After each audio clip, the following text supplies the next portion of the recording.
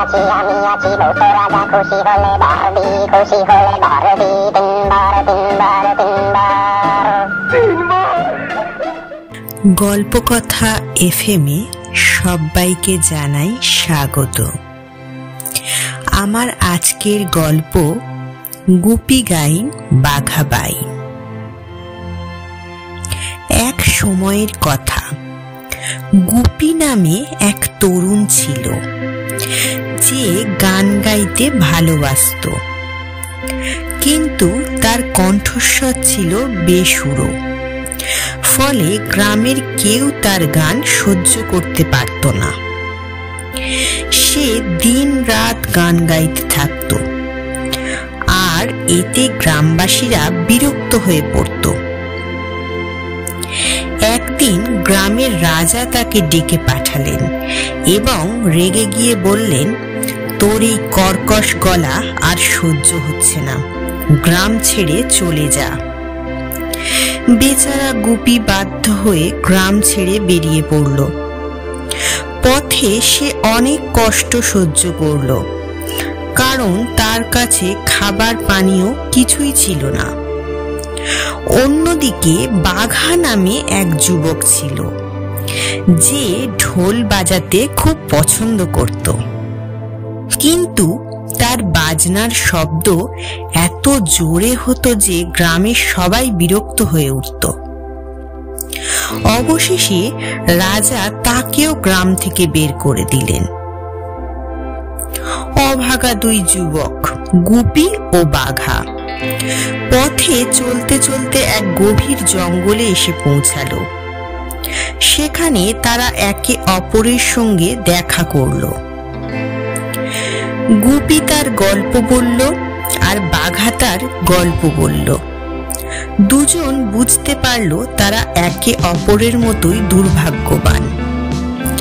এরপর তারা বন্ধুত্ব গড়ে তুলল এবং রাতে একসঙ্গে গান ও ঢোল বাজাতে লাগলো। কিন্তু তারা জানতো না সেই জঙ্গলে ভূতেদের বাস। গভীর রাতে তাদের সঙ্গীত শুনে ভূতেরা এসে হাজির হলো। ভূতের রাজা তাদের গান শুনে এতটাই মুগ্ধ হলেন যে খুশি হয়ে 3টি বর দিলেন। সেই 3টি বর ছিল, প্রথম বর, যখন গুপি গান গাইবে আর বাঘা ঢোল বাজাবে তখন সবাই মুগ্ধ হয়ে যাবে। 2 নম্বর বর, তারা যখন যা চাইবে তা সঙ্গে সঙ্গে পেয়ে যাবে। আর শেষ বর অর্থাৎ 3 নম্বর বর ছিল, তারা চোখ বুজে যেখানে যেতে চাইবে সেখানেই পৌঁছে যাবে। গুপি ও বাঘা ভূতের আশীর্বাদ পেয়ে খুব আনন্দিত হলো এবং তারা রাজ্যের দিকে রওনা দিল। গুপি ও বাঘা যাত্রা করে পৌঁছালেন শুন্ডি রাজ্যে, যেখানে এক মহান রাজা রাজত্ব করতেন। রাজা ছিলেন ন্যায়পরায়ণ, তবে তিনি কথা বলতে পারতেন না। গুপি ও বাঘা যখন গান গাইল তখন রাজা এতটাই খুশি হলেন যে তাদের রাজসঙ্গীত শিল্পী বানিয়ে দিলেন। কিন্তু রাজ্য ছিল বিপদের মুখে। শুন্ডি রাজ্যের পাশের হাল্লা রাজ্যের রাজা ছিলেন এক দুষ্ট ব্যক্তি, যিনি শুন্ড আক্রমণ করতে চাইছিলেন। তিনি বিশাল সৈন্যদল তৈরি করছিলেন। গুপি ও বাঘা তাদের জাদুর ক্ষমতা ব্যবহার করে হাল্লা রাজ্যে চলে গেলেন এবং রাজবাড়ির ভিতরে প্রবেশ করলেন।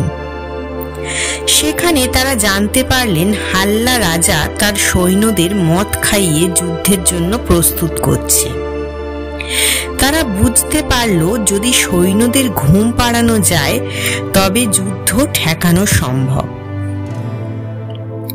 গুপি তার জাদুকরী কণ্ঠে গান গাইতে শুরু করলো আর বাঘা ঢোল বাজালো।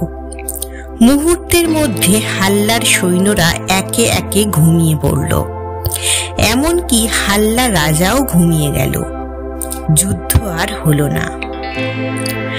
রাজা যখন দেখলেন গুপি ও বাঘা কিভাবে রাজ্যকে রক্ষা করলো, তখন তিনি তাদের পুরস্কার দিলেন। গুপিকে রাজকন্যার সঙ্গে বিয়ে দিলেন আর বাঘাকেও এক সুন্দরী রাজকন্যার সঙ্গে বিবাহ দিলেন। গুপি ও বাঘা নতুন জীবন শুরু করলো, কিন্তু তারা তাদের ক্ষমতা শুধুমাত্র ভালো কাজে ব্যবহার করলো। তারা গান ও সুর দিয়ে সারা রাজ্যে আনন্দ ছড়িয়ে দিল। এভাবেই গুপি ও বাঘা তাদের সঙ্গীতের শক্তিতে দুষ্টদের পরাজিত করলো এবং ন্যায় ও শান্তি প্রতিষ্ঠা করলো। বন্ধুরা, আমার গল্পটি ভালো লাগলে অবশ্যই লাইক, কমেন্ট ও শেয়ার করবেন। আর এরকম নিত্য নতুন গল্প শুনতে হলে আমার চ্যানেলটিকে অবশ্যই সাবস্ক্রাইব করতে হবে। ধন্যবাদ।